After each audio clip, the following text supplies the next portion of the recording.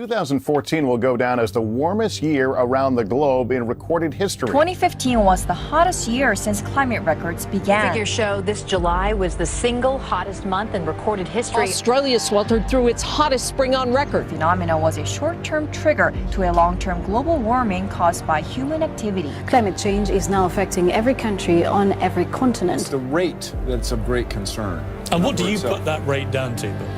Oh, it's human activity. I think it's ridiculous. We have bigger problems right now, and it'll get cooler, it'll get warmer. It's called weather. I do not believe that human activity is causing these dramatic changes to our climate the way these scientists are portraying. 1.2 million people died because of the pollution put up into the air. This is a result of climate change. It's only going to get worse. This is a big problem, and it's not going to go away. The debate is over. Climate change is real. It is already causing major problems. And if we do not act boldly and decisively, a bad situation will become worse. As a UN messenger of peace, I have traveled all over the world for the last 2 years documenting how this crisis is changing the natural balance of our planet. I have seen cities like Beijing choked by industrial pollution, ancient boreal forests in Canada that have been clear-cut, and rainforests in Indonesia that have been incinerated. In India, I met farmers whose crops have been literally washed away by historic flooding. In America, I have witnessed unprecedented droughts in California and sea level rise flooding the streets of Miami. In Greenland and in the Arctic, I was astonished to see that ancient glaciers are rapidly disappearing, well ahead of scientific predictions. All that I have seen and learned on my journey has absolutely terrified me.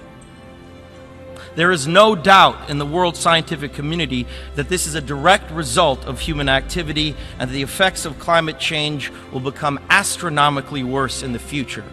Our planet cannot be saved unless we leave fossil fuels in the ground where they belong.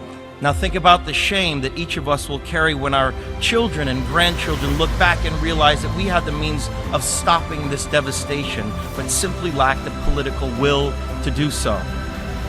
Yes, we have achieved the Paris Agreement.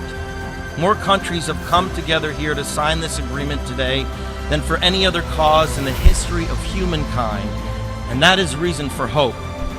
But unfortunately, the evidence shows us that it will not be enough. A massive change is required right now, one that leads to a new collective consciousness, a new collective evolution of the human race, inspired and enabled by a sense of urgency from all of you. We can congratulate each other today, but it will mean absolutely nothing if you return to your countries and fail to push beyond the promises of this historic agreement. Now is the time for bold, unprecedented action.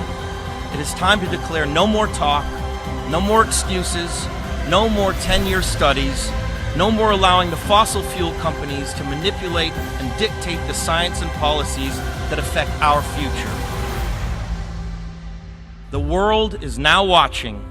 You will either be lauded by future generations or vilified by them. You are the last best hope of Earth.